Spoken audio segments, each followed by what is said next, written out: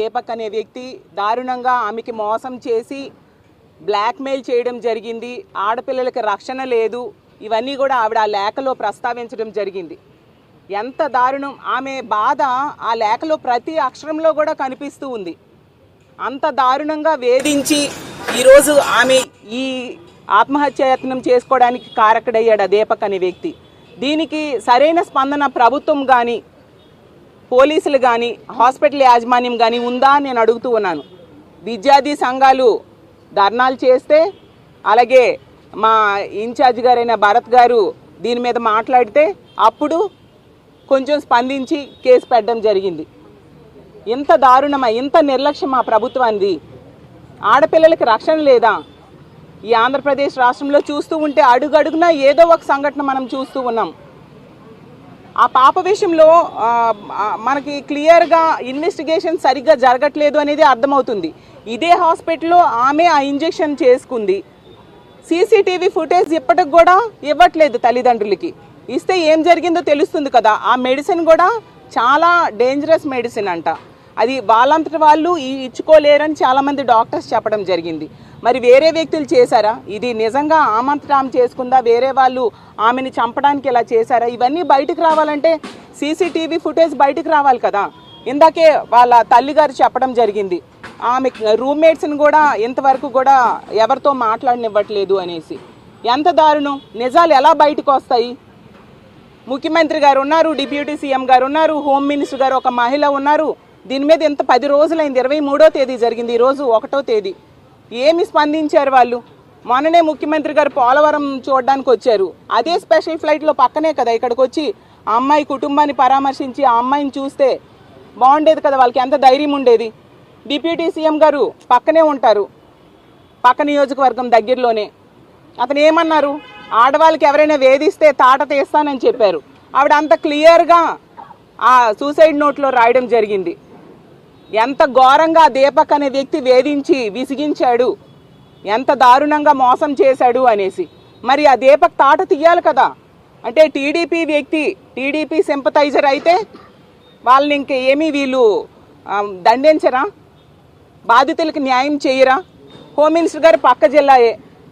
మరి ఆవిడ వెంటనే, ఒక మహిళా హోమ్ మినిస్టర్, ఆవిడ వెంటనే వచ్చి ఈ కుటుంబానికి ధైర్యం చెప్పాలి కదా. ఆ పాపకి మెరుగైన వైద్యం ఆ అమ్మాయికి ఇవ్వాల్సిన అవసరం ఉంది కదా. అవేవి ఇందులో కనిపించట్లేదు. అడుగడుగునా ఎన్నో సందేహాలు, ఎన్నో ప్రశ్నలు ఈ ఎపిసోడ్ మొత్తంలో కనిపిస్తూ ఉంది. తక్షణమే మా వైఎస్ఆర్ కాంగ్రెస్ పార్టీ తరఫున మేము డిమాండ్ చేస్తూ ఉన్నాం, ఆ సీసీటీవీ ఫుటేజ్ బయటకు తీసుకురావాలి. ఆ పాపకి మెరుగైన వైద్యం అందాలంటే ఇదే హాస్పిటల్లో ఈ సంఘటన జరిగితే అక్కడే వైద్యం చేస్తుంటే ఏమి సరైన వైద్యం అందుతుంది? 3 men కమిటీ వేశారట డాక్టర్స్తోని. ఇదే హాస్పిటల్లో వైద్యం జరుగుతున్నంతసేపు ఆమెకి ఏమి న్యాయం జరుగుతుంది అని మేము ప్రశ్నిస్తూ ఉన్నాము. ఇంతకంటే మంచి హాస్పిటల్కి తీసుకెళ్ళాలి. అలాగే పోలీసులు కూడా దర్యాప్తు వేగవంతం చేయాలి. ఆ సీసీటీవీ ఫుటేజ్ని బయటికి తీసుకురావాలి. అలాగే తల్లిదండ్రులు ఎటువంటి పోరాటం చేసినా దానికి మా వైఎస్ఆర్ కాంగ్రెస్ పార్టీ పూర్తి మద్దతు తెలియజేస్తూ ఉంది. అలాగే తీసుకుంటే మనం అడుగడుగునా చూస్తూ ఉన్నాం ఎన్నో సంఘటనలు. టీడీపీ వ్యక్తులు దీని కారకులు అయితే ప్రతి దగ్గర కూడా అక్కడ వాళ్ళని రక్షించడానికే ఈ ప్రభుత్వం ప్రయత్నిస్తూ ఉండే పరిస్థితి మనం ఎన్నో సంఘటనల్లో చూసాం. ఆ ఆదిమూలం అనే వ్యక్తి విషయంలో ఒక ఆమెకి వేధిస్తే, ఆమెకు మోసం చేస్తే పక్క రాష్ట్రానికి వెళ్ళి ఆమె ప్రెస్ మీట్ పెట్టి కన్నీళ్ళు పెట్టుకుంది. కానీ ఎటువంటి కేసులు ఏమీ లేవు. అలాగే ఆ కిరణ్ రాయల్ అనే వ్యక్తి వల్ల లక్ష్మి అనే బాధితురాలు ఏ విధంగా బయటకు వచ్చి ప్రెస్ ముందు చెప్పిందో మనందరం చూసాం. వాళ్ళకు కూడా ఎటువంటి న్యాయం జరగని పరిస్థితి. అలాగే జనసేన ఎమ్మెల్యే అనుచరుల తాలూకా దాష్టికాలు, దానివల్ల ఒక మహిళ ఆత్మహత్యాయత్నం. అలా అడుగడుగున, అలాగే కొలికిపూడి శ్రీనివాస్ వేధింపులకి ఒక మహిళ బాధితురాలు ఏ విధంగా చెప్పిందో మనందరము చూసాం. ఇలా ప్రతి సంఘటనలో కూడా, అలాగే తెనాలి సంఘటన, ఒక అమ్మాయిని కొట్టేసి ఆమె బ్రెయిన్ డెడ్ అవడానికి కారకులు అయితే టీడీపీ సింపథైజర్ అయితే కనీసం ప్రభుత్వం స్పందించకపోయింది. మళ్ళీ మా అధ్యక్షులైన జగన్మోహన్ రెడ్డి గారు ఆ అమ్మాయిని చూడడానికి వెళ్తే అప్పుడు ప్రభుత్వంలో చలనం వచ్చింది. ప్రతి సంఘటనలో కూడా మా వైఎస్ఆర్ కాంగ్రెస్ పార్టీ ఆ కుటుంబానికి ఆదుకోవడానికో మద్దతు ఇవ్వడానికో సహాయం చేయడానికో ప్రయత్నించాకే ప్రభుత్వంలో కొంచెమైనా చలనం వస్తూ ఉండే పరిస్థితి మనం చూస్తున్నాం. అడుగడుగున మహిళల మీద దాడులు, దౌర్జన్యాలు, అత్యాచారాలు, హత్యలు రోజు రోజుకి పెరిగిపోతూ ఉన్నాయి. ప్రభుత్వమే స్వయంగా మనం చెప్పడం జరిగింది. రోజుకి 70 పైగా సంఘటనలు మహిళల మీద దాడులు, అత్యాచారాలు, హత్యలు జరుగుతూ ఉన్నాయి అనేసి 70 పైగా కేసులు నమోదవుతున్నాయి. గంటకి 3-4 కేసులు నమోదవుతూ ఉన్నాయి అనేసి. మరి వీళ్ళందరూ ఏం చేస్తూ ఉన్నారు? వీటన్నిటికీ కారణం ఏంటి? మద్యము, గంజాయి, డ్రగ్స్. కొత్తగా డ్రగ్స్ కూడా పుట్టుకొచ్చాయి. మద్యం మేము తీసుకుంటే ఈ కూటమి ప్రభుత్వం అధికారంలోకి వచ్చాక ఏరులై పారుతూ ఉండే పరిస్థితి. బెల్ షాప్స్ ఎక్కడ పడితే అక్కడ బెల్ షాప్స్. ఆ టీడీపీ ఎమ్మెల్యేలే చెప్తూ ఉన్నారు, బెల్ షాప్స్ గురించి చూపిస్తూ ఉన్నారు. ఎక్కడైనా కేసులు పెడుతున్నారా? మాటల వరకే తప్ప బెల్ షాప్స్ అరికట్టడంలో ఎటువంటి చర్యలు తీసుకోవట్లేదు. గంజాయిని పూర్తిగా నిర్మూలిస్తామని చెప్పారు. ఎక్కడ చూసినా గంజాయి. ఈ సంఘటనలన్నింటికీ ఇవే కదా కారణం. వాటిని తక్షణమే నిర్మూలించాల్సిన అవసరం ఉంది. గతంలో జగన్మోహన్ రెడ్డి గారు ప్రవేశపెట్టిన దిశ యాప్ని ఈరోజు నిర్వీర్యం చేసి దాన్ని కాపీ కడుతూ ఆ శక్తి యాప్ అంటూ ఏదో తెచ్చారు. మరి శక్తి టీమ్స్ ఎక్కడ? హోమ్ మినిస్టర్ గారు చెప్తూ ఉన్నారు శక్తి టీమ్స్ ఉంటాయి అనేసి. మరి ఈ మహిళకి ఎంత కష్టం వచ్చినప్పుడు శక్తి టీమ్స్ వచ్చి ఆదుకోవాలి కదా. ఆ మహిళకి ఆ అమ్మాయి అంత అచేతనంగా పడి ఉంది, కారకుల్ని కనిపెట్టాలి కదా శక్తి టీమ్స్. కాబట్టి అడుగడుగున ప్రభుత్వ వైఫల్యం క్లియర్గా కనిపిస్తూ ఉంది. మహిళల భద్రతని అత్యంత నిర్లక్ష్యం చేస్తూ ఉన్నారు. మహిళల భద్రత అనేది గాలిలో దీపంలా ఉంది అనే పరిస్థితి క్లియర్గా అర్థమవుతూ ఉంది.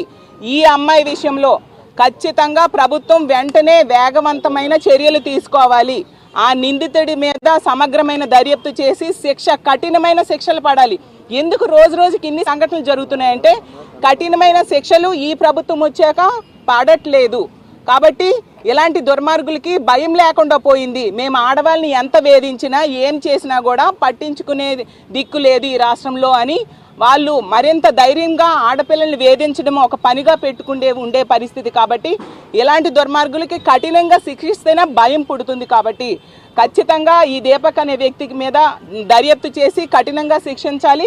అలాగే ఆ పాపకి మరింత మెరుగైన వైద్యం వాళ్ళు కోరుకుంటున్నారు. ఆ పాపని తిరిగి మాకు ఇవ్వండి అనేసి మెరుగైన వైద్యం అందించి ఆ పాప మళ్ళీ తిరిగి వచ్చేట్టుగా చేయాల్సిన బాధ్యత ప్రభుత్వం మీద అలాగే పోలీసుల మీద కూడా ఉందని తెలియజేస్తున్నాను. అలాగే మా పార్టీ తరపున ఈ కుటుంబం ఎటువంటి పోరాటం చేసినా దానికి పూర్తి మద్దతుగా మేము ఉంటామని కూడా తెలియజేస్తూ ఉన్నాను. అలాగే మా భరత్ గారు వెంటనే స్పందించి దీని మీద మాట్లాడడం జరిగింది.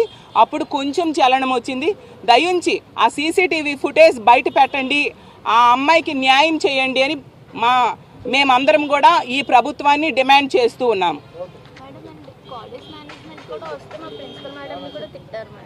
చూడండి ఇప్పుడే చెప్తున్నారు కాలేజ్ మేనేజ్మెంట్ వస్తే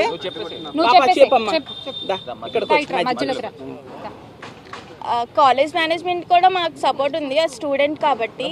అండ్ నేను తన ఫ్రెండ్ని ప్రిన్సిపల్ మేడంని కూడా చాలా తిట్టారు ఆ రోజు. తిట్టి మీరెందుకు సపోర్ట్ చేస్తున్నారు, వాళ్ళకి లేనిది మీకెందుకు అని చెప్పి మా ప్రిన్సిపల్ మేడంని కూడా తిట్టారు. హాస్పిటల్ మేనేజ్మెంట్ వల్ల అన్నారండి. మేము వినడం జరిగింది హాస్పిటల్ కూడా టీడీపీ వాళ్ళకి చెందిన వాళ్ళది అనేసి. అంటే టీడీపీ వాళ్ళకి చెందిన వాళ్ళు అయితే ఎవరినైనా వీళ్ళు రక్షించేస్తారనమాట ప్రభుత్వం. కిమ్స్ మేనేజ్మెంట్ వాళ్ళు మా ప్రిన్సిపల్ మేడం వస్తే మీకెందుకు, వాళ్ళకి లేనిది మీరే పిల్లల్ని ఉసుగొల్పుతున్నారు అని చెప్పి మా మేడంని చాలా తిట్టారండి. పిల్లల మీద కూడా కేసులు పేరు రామ్మోహన్ రావు గారు అంటండి మేనేజ్మెంట్ ఆయన పేరు.